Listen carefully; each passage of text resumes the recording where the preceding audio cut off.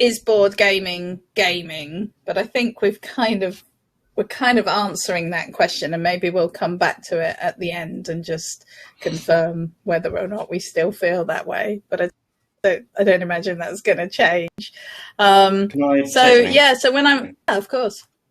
You just reminded me again of our comparing gaming to the label of gamer to the label of feminist.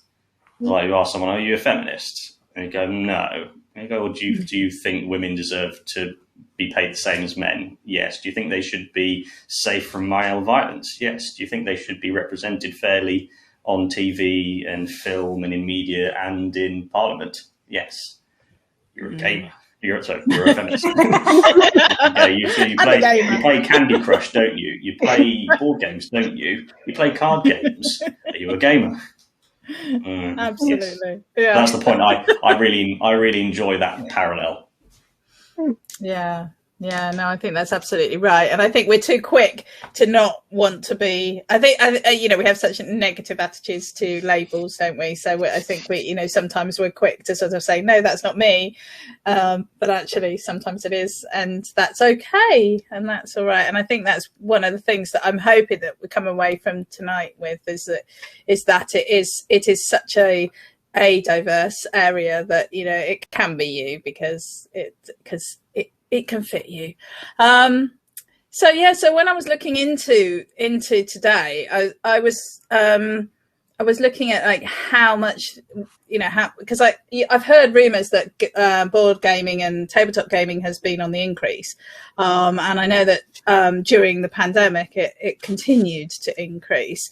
So I was kind of interested in like, how many people are board gaming, and how does that compare with the computer game industry? So just to give you some figures, and I mean these are such big numbers that I don't really have any idea what they mean, but the video games industry is they reckon hitting about $155 billion this year, and they reckon it's going to go up to about 200 billion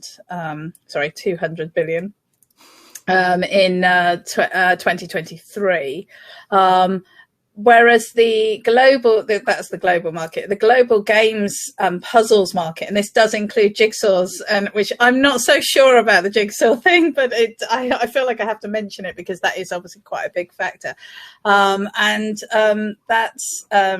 it's got a value, they reckon, of 11 billion this year, and it's going to go up again to 12 billion next year. So it's very much on the increase. They're saying they're getting like a 30% increase year on year at the moment in the board game industry. And I mean, 67% of this industry is held by the classic family games that we've been talking about: Monopoly, Ludo, Scrabble, chess, and things like that. And collectible card games account for 35% of the industry. So there are big sections that are held by sort of smaller groups of games, but it is a very big industry, and it is on the increase. But aside from the fact that we've all been in lockdown for the last 20 years, I've lost count, year and a half, and the fact that it was on the increase before that, what do we think is driving that increase? What do we think? Why do we think there's been an increase in board gaming when, as I understand it, they're looking at a decrease in the video gaming industry, although they're still making ridiculous profits, but they're expecting a decrease in that. So, does anyone want to jump in? My first impression to those of that information is it sounds like it might be a generational nostalgic thing, because it's sort of how you have the generation that came up where their video games were much smaller than video games. So board games were, start that again, video games were in the minority, board games were in the vast majority, and that's how it had been for decades and decades and decades, because there were no computers to have computer games on. And now computer games and board games would sort of overlap each other, and then video games grew and grew and grew. And now it feels like I don't think like the really young generation are playing much board games and not having that kind of connection that the older people would be now. And I would imagine it makes them hearken to their youth, and maybe it's something that they want to share with their children.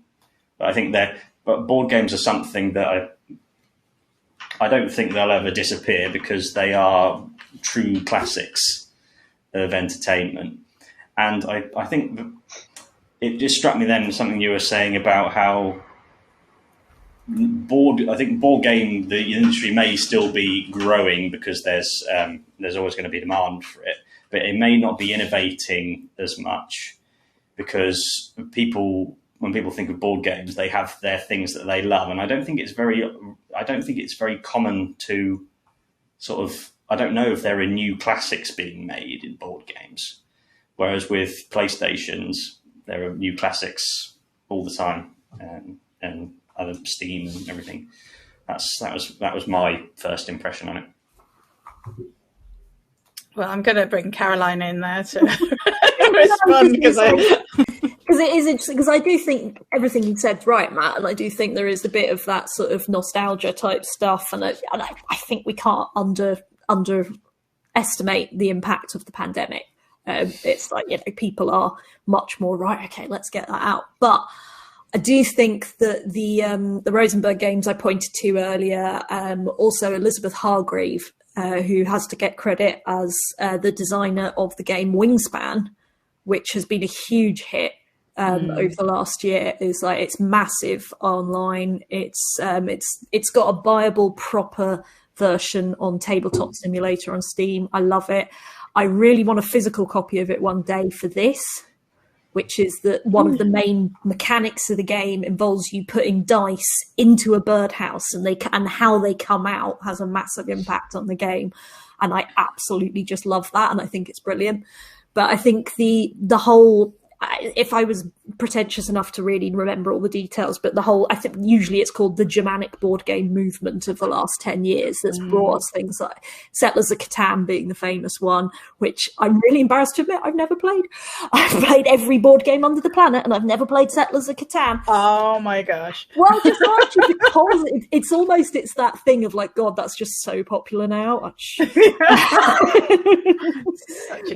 think there has been real innovation in the board game industry to create games for adults rather than just for children's entertainment.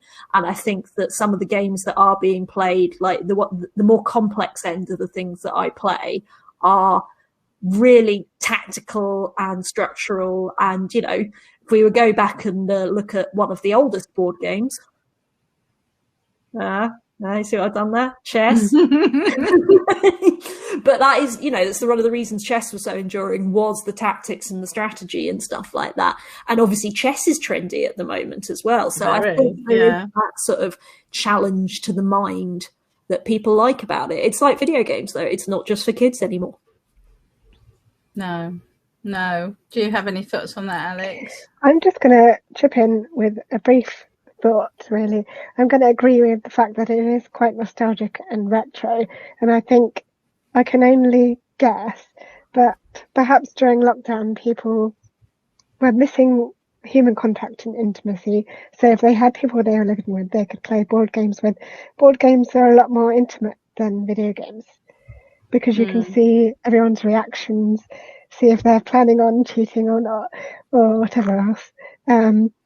And it's just more of a get-together. And like the point you made about playing board games at Christmas, it's like a special holiday treat for when time is a little bit different, when you're not doing the normal thing. So naturally, when the world isn't normal, you're going to be looking for different things to do. So maybe board games are one of those. And that would be my educated guess, I would say. Yeah. No, I think that's a really valid point. And I think that in my house, board games have been a way to wean my daughter off her screens and get her into doing something else that's almost like a computer game. And we played all sorts of things like Go Sushi, Sushi Go, and Sleeping Queens, and all sorts of little card games that are quite quick to learn and quite fast to play, Exploding Kittens, and things like that, because they're games that can get quite complicated, but are also really quick to pick up and get going with and get started. And I think for us, it has been, as you say, Alex, an opportunity to spend quality time together. But also it's not based around a screen, which I think so much is these days. And it's very hard to most kids don't want to go out for a lovely bracing walk. So, that's always been the issue for us.